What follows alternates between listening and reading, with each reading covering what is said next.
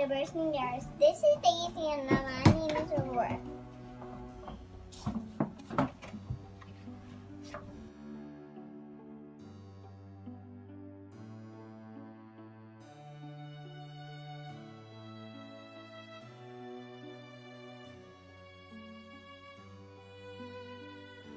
Berenstain Bears and the Messy Room by Stan and Jan Berenstain. When small bears forget to pick up, store, and stash some of their favorite things end up in the trash.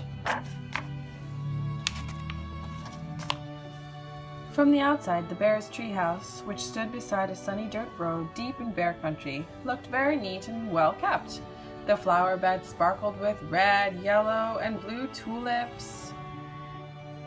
The woodwork was freshly painted and in good repair. The grass was cut, and the vegetable patch was properly weeded. Even the bird's nest that perched on one of the treehouse windows was well trimmed.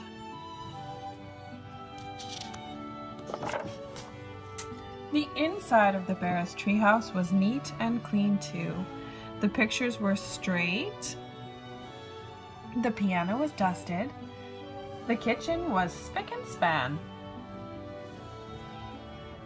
Even the basement was neat and clean. And if you think it's easy to keep a treehouse basement neat and clean, well, you've never tried to do it. Yes, the bear's treehouse was a lesson in neatness and cleanness, except for one place. Brother Bear and Sister Bear's room. It was a mess. A dust-catching, wall-to-wall, helter-skelter mess. A half-done jigsaw puzzle gathered dust in one corner of the room. A group of brothers' dinosaur models collected cobwebs in another. Sister's stuffed animals were everywhere. As for the cub's big storage closet, well, just be careful how you opened it.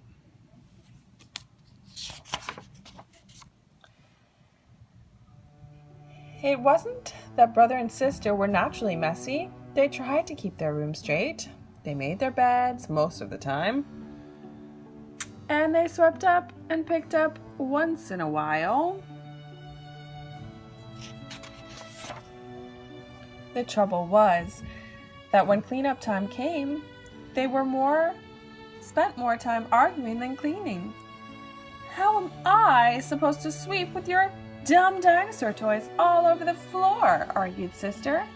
They're not toys, they're models. And I don't have to move them. I'm working on a setup of the Plasticine age, Brother protested. Plasticine schmasticine, shouted Sister. Not only was Brother and Sister's room a mess, but Brother and Sister were getting to be a mess too. Always arguing about cleanup chores instead of sharing the job and working as a team. What usually happened was that while the cubs argued about whose turn it was to do what, Mama took the broom and did the sweeping herself. And she often did the picking up too. That was the worst part, the picking up. And the putting away. Well, the mess just seemed to build up, and until one day, maybe it was because Mama's back was a little stiff, or maybe it was stepping on Brother's airplane cement, or maybe she was just fed up with that messy room. But whatever it was, Mama Bear lost her temper. She stormed into the cub's room with a big box.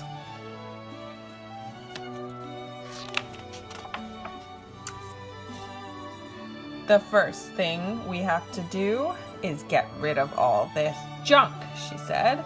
Junk, said Brother and Sister, watching in horror as Mama began to throw things into the box. My teddy isn't junk, screamed Sister. And my bird's nest collection isn't junk, yelled Brother at the top of his lungs.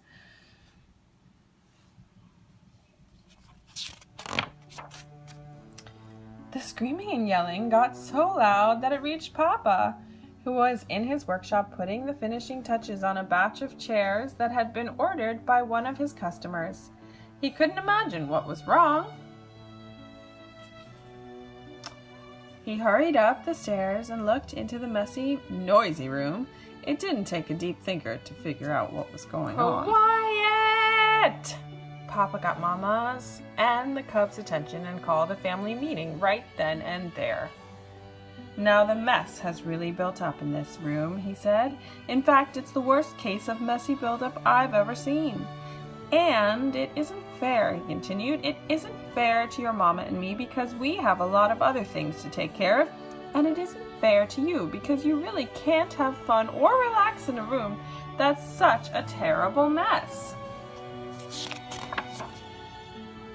But Mama is putting all of my things into that box, even my teddy, said Sister. And my things too, cried Brother. Then Papa got an idea. A box, yes, he said. Better yet, a lot of different kinds of boxes. A big toy box for your large toys. I can make one for you in my shop. And some smaller boxes for your collections and models. And how about one of those boards with holes and pegs to hang things on? Asked Sister. A pegboard, said Papa. Great idea. All this room needs is a little organization. A little organization and a few rules, added Mama. Rules about more sweeping and less arguing and not leaving things to gather dust and cobwebs. Papa set to work making a fine big toy box and a large pegboard. Well, the Cubs and Mama sorted out toys, books, games, and puzzles, putting them into boxes that fit neatly into the closet. Every box was clearly labeled. Some of the Cubs' things did end up in Mama's big throwaway box. Not Sister's teddy, of course, but some of Brother's bird nests, the crumbling, falling apart ones. It was a very big job cleaning up all that messy buildup. After a lot of straightening up and putting away, the job was finally finished. Wow, said Brother. That was quite a job, but it was worth it. It looks like a whole new room, said Sister. The Cubs were right. And Papa was right too.